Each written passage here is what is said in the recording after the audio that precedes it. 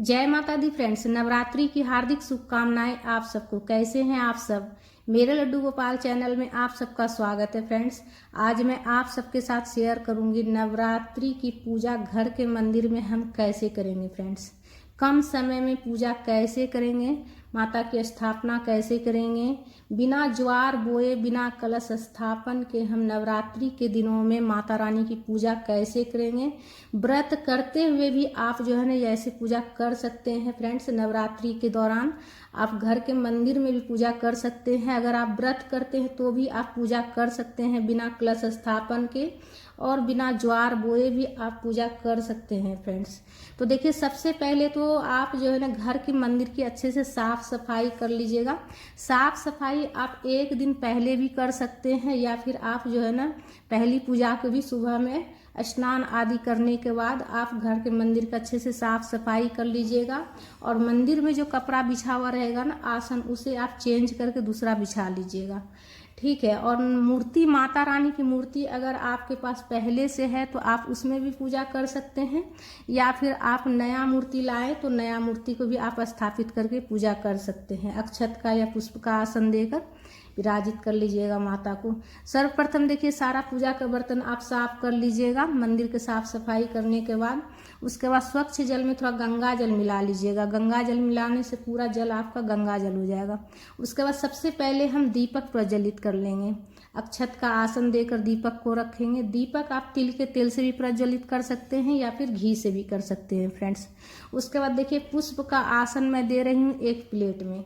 अगर आपके यहाँ लड्डू गोपाल जी हो या फिर शिवलिंग हो आपके घर में, तो सर्वप्रथम आप लड्डू गोपाल जी को स्नान करा लीजिएगा फ्रेंड्स। तो बिल्कुल सरल विधि मैं आप सबके साथ शेयर करूंगी फ्रेंड्स। और ये इस तरह से पूजा जो है ना आप प्रतिदिन नवरात्रि के दिनों में आप पूजा कर सकते हैं फ्रेंड्स। और पहले दिन की पूजा मैं आप सबके साथ शेयर कर रही हूँ कि पहले दिन हम कैसे पूजा करेंगे। उसके बाद प्रतिदिन 9 दिन कैसे पूजा करना है वो भी मैं आप सबके साथ शेयर करूंगी कि प्रतिदिन आपको पूजा कैसे करना है, पहले दिन कैसे करना है। तो पहले दिन मैं पूजा बता रही हूँ आप सबको, पहले दिन की पूजा कैसे करना है। तो सबसे पहले देखिए, लड्डू गोपाल जी को हम स्नान करा लेंगे। और प्रतिदिन आपको लड्डू गोपाल जी को स्नान करा लेना है। अगर शिवलिंग हो तो शिवलिंग पर जल चढ़ा लीजिएगा एक प्लेट में पुष्प का आसन देकर, या फिर आप स्वास्तिक भी लिख सकते हैं। स्वास्तिक लिखकर और सभी भगवान जी जो भी मतलब आपके धातु से बने हो या शिवलिंग हो या लड्डू गोपाल जी हो, सब एक प्लेट में रखकर सभी भगवान जी को स्नान करा लीजिएगा। तो मैं नंदी महाराज को स्नान कराई हूँ, और शिवलिंग है और लड्डू गोपाल जी है। स्नान वाले जल को इधर उधर नहीं फेंकेंगे, किसी पेड़ पौधे में डाल देंगे। तुलसी के पेड़ में नहीं डालेंगे, इसलिए कि शिवलिंग का भी अभिषेक किए हम, तो इसलिए तुलसी के पेड़ में नहीं डालना है, ठीक है। उसके बाद लड्डू गोपाल जी का अच्छे से श्रृंगार करके हम विराजित कर लेंगे लड्डू गोपाल जी को वस्त्र पहनाकर। तो पहला दिन की पूजा में अगर पीला रंग का वस्त्र हो तो लड्डू गोपाल जी को पहना लीजिएगा, नहीं तो मिलता जुलता भी अगर कलर हो तो पहना लीजिएगा। तो देख सकते हैं कि इसमें पीला भी है, लाल भी है, ब्लू भी है, मल्टी कलर में पहनाई। उसके बाद जल के छींटे देकर जितने भगवान जी है मंदिर में सबको भाव स्नान करा लीजिएगा फ्रेंड्स, जल के छींटे देकर। उसके बाद वस्त्र के स्वरूप में कलावा अर्पित करने के लिए छोटे छोटे टुकड़े कर लीजिएगा आप कलावा का, ठीक है। कलावा का आप छोटा छोटा टुकड़ा कर लीजिएगा, ठीक है। और जितने भगवान जी हैं सभी को हम वस्त्र के स्वरूप में कलावा अर्पित करेंगे, ठीक है। जितने भगवान जी हैं, गणेश जी हैं, तो गणेश जी को जो पहले हम जो जनेऊ चढ़ाए थे और वस्त्र के स्वरूप में कलावा चढ़ाए थे वो हम हटा देंगे, ठीक है। और गणेश जी को वस्त्र के स्वरूप में कलावा समर्पित कर लीजिएगा। लक्ष्मी माता को कर लीजिएगा। तस्वीर में मतलब जितने भगवान जी हैं मंदिर में, जितने आपके भगवान जी हैं सबको आप वस्त्र के स्वरूप में कलावा समर्पित कर लीजिएगा, मंदिर में जितने भगवान जी हैं, ठीक है। लड्डू गोपाल जी को स्नान करा के आप श्रृंगार कर लीजिएगा। और शिवलिंग हो तो शिवलिंग के ऊपर भी आप वस्त्र के स्वरूप में कलावा समर्पित कर लीजिएगा, जितने भगवान जी हैं सभी को। और माता रानी को आप चुनरी चढ़ाइएगा, ठीक है। पहला दिन आप माता रानी को चुनरी जरूर चढ़ा लीजिएगा। अगर आपके घर के मंदिर में पहले से माता रानी की तस्वीर या मूर्ति हो तो आप उसमें भी पूजा कर सकते हैं, या फिर आप नया मूर्ति लाना चाहें तो आप नया मूर्ति भी लाकर आप पूजा कर सकते हैं मंदिर में रख कर फ्रेंड्स। अक्षत या पुष्प का आसन दे दीजिएगा और माता को विराजित करके जल के छींटे देकर भाव स्नान करा लीजिएगा। उसके बाद आप वस्त्र के स्वरूप में एक चुनरी अर्पित जरूर कीजिएगा माता को, गणेश जी को हम जनेऊ चढ़ा लेंगे। पहले वाला जनेऊ जो चढ़ा रहेगा वो हटा दीजिएगा, नया चढ़ा दीजिएगा और माता को चुनरी चढ़ा लीजिएगा। उसके बाद तिलक कर लेंगे हम रोली से गणेश जी को, और पीला वाला चंदन से भोले बाबा को तिलक कर लेंगे। पीला वाला चंदन से विष्णु भगवान जी को तिलक कर लेंगे। शंख के ऊपर भी हम तिलक कर लेंगे।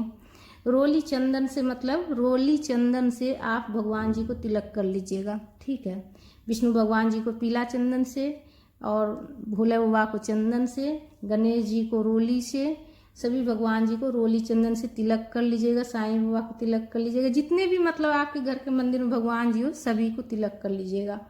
और माता को, माता रानी को सिंदूर लगा लीजिएगा। सिंदूर आप देखिए पीला भी लगा सकते हैं या फिर लाल भी लगा सकते हैं। और सिंदूर लगाने के बाद जब भी सुहागन माँ को सिंदूर लगाए, माता को अपनी चूड़ियों में और अपनी मांग में जरूर लगाया करें माता को लगाने के बाद। इससे अखंड सौभाग्य की प्राप्ति होती है फ्रेंड्स। तो जब भी आप डेली भी पूजा करते हैं तो भी आप जो है ना माता को लगाने के बाद अपने मांग में सिंदूर जरूर लगाया कीजिए। उसके बाद पुष्प समर्पित कर लेंगे। जिस भी कलर का फूल हो, माला हो, सभी माता को और सभी भगवान जी को हम समर्पित कर लेंगे। लक्ष्मी माता को और माता रानी को, सरस्वती माता को, जितने मतलब देवी देवता आपके घर के मंदिर में हो सभी को आप चढ़ा लीजिएगा। अक्षत चढ़ा लीजिएगा, तिल चढ़ा लीजिएगा। उसके बाद माता रानी को आप जो है ना सुहाग की सामग्री पहले दिन जरूर चढ़ा लीजिएगा, ठीक है। पहले दिन अगर आप किसी कारणवश नहीं चढ़ा सके तो आप जो है ना लास्ट मतलब अष्टमी दिन आप जरूर चढ़ा लीजिएगा। लास्ट तो नहीं, अष्टमी दिन चढ़ाइएगा। गणेश जी को दुर्वा चढ़ा लीजिएगा। और लड्डू गोपाल जी को भोग जो लगाएंगे उसमें तुलसी पत्ता देना है, ठीक है। इस बात का ध्यान रखिएगा। विष्णु भगवान जी के भोग में तुलसी पत्ता देना है। माता रानी को जो हम भोग लगाएंगे और सभी देवी देवता को जो हम भोग लगा रहे हैं उसमें हम तुलसी पत्ता नहीं देंगे। सिर्फ लड्डू गोपाल जी को, विष्णु भगवान जी के भोग में तुलसी पत्ता देना है। जल का भी हम भोग लगा लेंगे। सभी देवी देवता को देखिए आप जो है मिश्री का भोग लगा सकते हैं, बतासा लगा सकते हैं, कोई भी सीजन का फल फ्रूट हो उसका आप भोग लगा सकते हैं। उसके बाद धूप प्रज्वलित करके आप धूप दिखा लीजिएगा, ठीक है। उसके बाद भोग लगाने के बाद, धूप दिखाने के बाद माता को मुख शुद्धि के लिए आप पान जरूर समर्पित कीजिएगा। एक पान ले लीजिएगा। पान के ऊपर लौंग, इलायची, बतासा ये सारी चीज़ें रख कर माता को स्पर्श करा कर आप वहीं रख दीजिएगा, ठीक है। मंदिर में जैसे जगह ज़्यादा नहीं हो तो आप जो भी चीज़ माता को चढ़ाइएगा तो माता को स्पर्श करा कर मंदिर में जहाँ भी जगह आपको मिल रहा है वहीं रख दीजिएगा, ठीक है।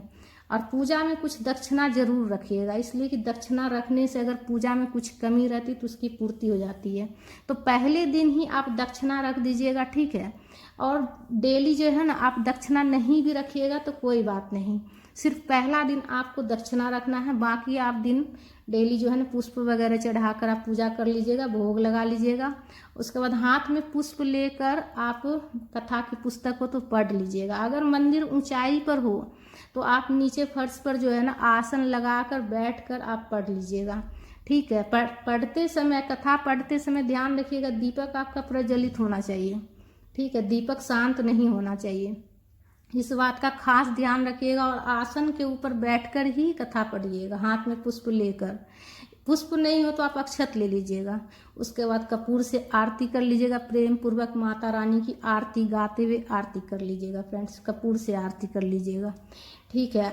आरती करने के बाद जैसे माता रानी की आरती कर लीजिएगा तो आप जो है ना पूरे घर में भी आरती घुमा सकते हैं, ठीक है। पूरा घर में आरती घुमा लीजिएगा अगर मतलब माता रानी की आरती करने के बाद। उसके बाद आरती करने के बाद आचमनी कर लीजिएगा, ठीक है। आचमनी करने के बाद सीधे हाथ में जल लेकर आचमनी करना है।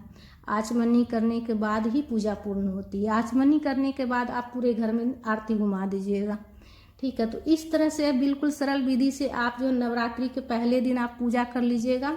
और चुनरी वगैरह आप पहले दिन ही चढ़ा दीजिएगा। सुहाग की सामग्री आप पहले दिन चढ़ा दीजिएगा। प्रतिदिन सिर्फ आपको पुष्प वगैरह हटाकर और जो प्रसाद है चढ़ाकर माता को भोग लगाकर आप पूजा कीजिएगा, ठीक है फ्रेंड्स। तो इस तरह से आप जो है ना आप सुबह में पूजा कर लीजिएगा और शाम में जो है ना आप सिर्फ आप माता को भोग लगाकर आरती कर लीजिएगा, ठीक है। और घर के मंदिर में पूजा करने के बाद तुलसी में भी जल दे दीजिएगा। तुलसी माता की भी पूजा कर लीजिएगा। सूर्य भगवान को भी जल दे दीजिएगा फ्रेंड्स। तो इस तरह से आप जो है पूरा संपूर्ण पूजा विधि आप कर सकते हैं। घर पर जो है ना आप घर के मंदिर में आप पूजा कर सकते हैं। अगर चौकी नहीं लगाते हैं तो कोई दिक्कत नहीं है, आप घर के मंदिर में भी आप पूजा कर सकते हैं फ्रेंड्स। तो वीडियो पसंद आए तो लाइक ज़रूर कीजिएगा फ्रेंड्स।